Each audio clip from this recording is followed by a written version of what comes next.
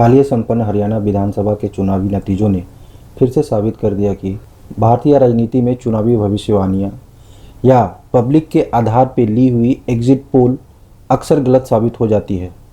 बड़ी हार के बाद इंडियन नेशनल कांग्रेस कमेटी के महासचिव जयराम रमेश ने चुनावी प्रक्रिया पर सवाल उठाते हुए कहा कि हिसार, महेंद्रगढ़ और पानीपत जिलों में ईवीएम और मतगणना की प्रक्रिया को लेकर बहुत शिकायतें मिली हैं। दिल्ली कांग्रेस मुख्यालय में कर्नाटक के कांग्रेस कमेटी के अध्यक्ष रिजवान उल्ला खान ने सच न्यूज भारत से कहा, अगर चुनाव बैलेट पेपर से होता तो कांग्रेस की जीत तय थी। उन्होंने स्पष्ट शब्दों में चुनाव आयोग पर आरोप लगाया कि 7 लाख ईवीएम मशीन नियंत्रण स्थल से गायब हो गया। जब तक ईवीएम से चुनाव होते रहेंगे, बीजेपी जनता को बेवकूफ़ बनाते रहेगी। हरियाणा का इलेक्शन हम जीतने वाले थे, पूरा हिंदुस्तान जानता था कि हम जीत रहे हैं, मगर कुछ गड़बड़ चढ़ी है। ईवीएम मशीन ही गड़बड़ है। बैलेट बॉक्सेस होते तो हम ज़रूर जीते थे, क्योंकि तो 7 लाख ईवीएम मशीन चोरी होके हैं मैन्युफैक्चरिंग एरिया से। तो कहाँ भी लाते हैं बीजेपी गवर्नमेंट, वहाँ ईवीएम मशीन फिट कर देते हैं, इसीलिए वो ईवीएम मशीन से ही जीते। क्योंकि तो राहुल गांधी जो भारत जोड़ो यात्रा किए, बीजेपी ने बहुत स्टॉप करने की पार्लियामेंट से। वो समझ गए थे वो आने वाले प्राइम मिनिस्टर हैं राहुल गांधी, इसीलिए पार्लियामेंट से भी काटने की कोशिश की और भारत जोड़ो यात्रा भी स्टॉप करने की बहुत कोशिश की, मगर कामयाब नहीं हुई। ये इलेक्शन किसी हालत से वो जीतना करके वो ईवीएम मशीन से गड़बड़ की है।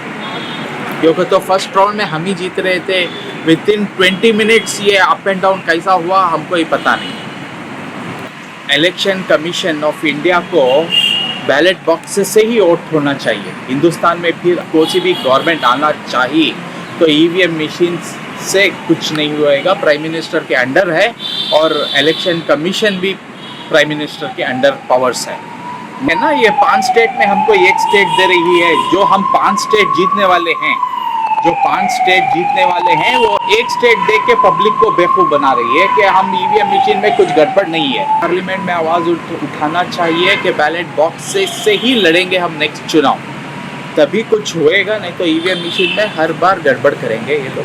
हरियाणा के मुख्यमंत्री नायब सैनी ने कांग्रेस पर कटाक्ष करते हुए कहा कि अब कांग्रेस यही कहेगी कि ईवीएम खराब है। वहीं ग्राउंड लेवल पर सिर्फ ईवीएम को ही हार की वजह नहीं माना जा रहा है। कुमारी शैलजा पार्टी की महासचिव ने कहा कि राहुल गांधी के द्वारा बनाया गया माहौल को सही ढंग से इस्तेमाल नहीं किया गया और पार्टी के नेताओं ने अस्थायी कार्यकर्ता की समस्याओं पर ध्यान नहीं दिया। बहुत ज्यादा निराशा हुई है। आप सब वर्कर्स को देखिए, इतने समय से ये लगे हुए थे।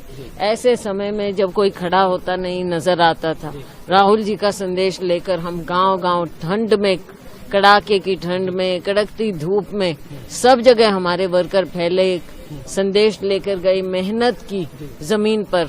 लेकिन आज जब ऐसा नतीजा आता है, इनकी मेहनत पर, इनके पसीने पर, इनके खून पर पानी फिरा है।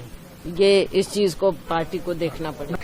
कांग्रेस मुख्यालय में मौजूद एक पोलिंग एजेंट राम कुमार ने भी ग्राउंड लेवल पर मौजूद कार्यकर्ताओं की आपसी मतभेद पे बात की।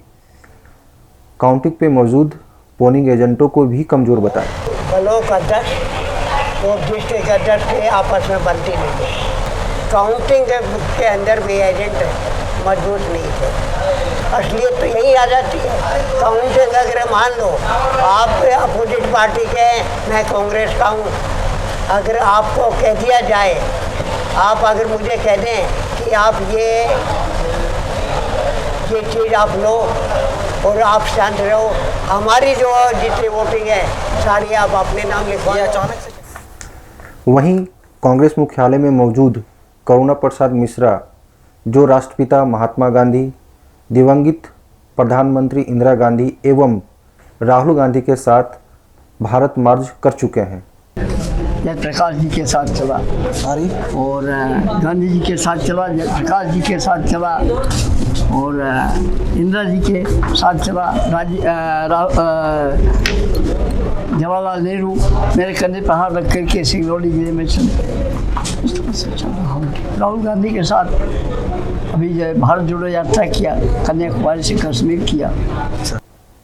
उन्होंने स्पष्ट शब्दों में कहा कि हरियाणा में कांग्रेस की हार की वजह वरिष्ठ नेता कुमारी शैलजा और भूपेंद्र सिंह हुड्डा का आपसी मतभेद है। जो प्रमुख लीडर हैं, ये एक बार और हरकत किया था इन्होंने, जब मुख्य कांग्रेस में विभाजन हुआ और देवराज अर्श कांग्रेस बनी, तब इन्होंने किया। इसके बाद ये जो है स्वयं मुख्यमंत्री पद को लेने के लिए और लड़के को ये कांग्रेस का अध्यक्ष बनाने के चक्कर में हुड्डा जी का शैलजा जी का आपसी मतभेद ये हार का कारण हुआ। नहीं, कांग्रेस एकजुट थी। ये तो आप लोगों की बात कहानी थी। अब बीजेपी का तो आप देख रहे नहीं, विद साहब कहीं घर से नहीं निकले, रामविलास जी शर्मा जी टिकट काट दी गई थी, वो तो अलग बात है। देखो, कोई भी प्रजातांत्रिक पार्टी होगी, लोकतांत्रिक पार्टी होगी, मतभेद स्वाभाविक हो सकते हैं, लेकिन मनभेद किसी का नहीं था। एवं सच न्यूज भारत के द्वारा कांग्रेस के वरिष्ठ नेताओं को यह संदेश देने का कोशिश किया कि आज कांग्रेस को ऐसे नेताओं की जरूरत है जो जातिवाद और आपसी मतभेद को भूलकर जनता की समस्याओं पर काम करें। मैं कांग्रेस विचारधारा से लिप्त हूँ, मैं किसी उसमें नहीं। कांग्रेस विचारधारा एक ऐसी विचारधारा है जिसमें हमारे सारे समुदाय समावेशित है और गरीबों के लिए ये जिसमें बड़ा अंतर आया है। कांग्रेस विचारधारा को भूलकर जहाँ नैतिकता का सवाल रहा, तो हमारे महात्मा गांधी जी ने इस स्थिति को देख करके उन्होंने सभी समुदाय को इकट्ठा किया और चारों समुदाय को इकट्ठा करके और उन्होंने सन 1947 में उन्होंने विजय प्राप्त करके पूरे हिंदुस्तान में एक आज़ादी का परचम लहराया। और इस आज़ादी के परचम तिरंगे झंडे को आज ये फारसीवादी लोग ऐसे कंपटीशन में भगवा और तिरंगे का कंपटीशन करके और सारा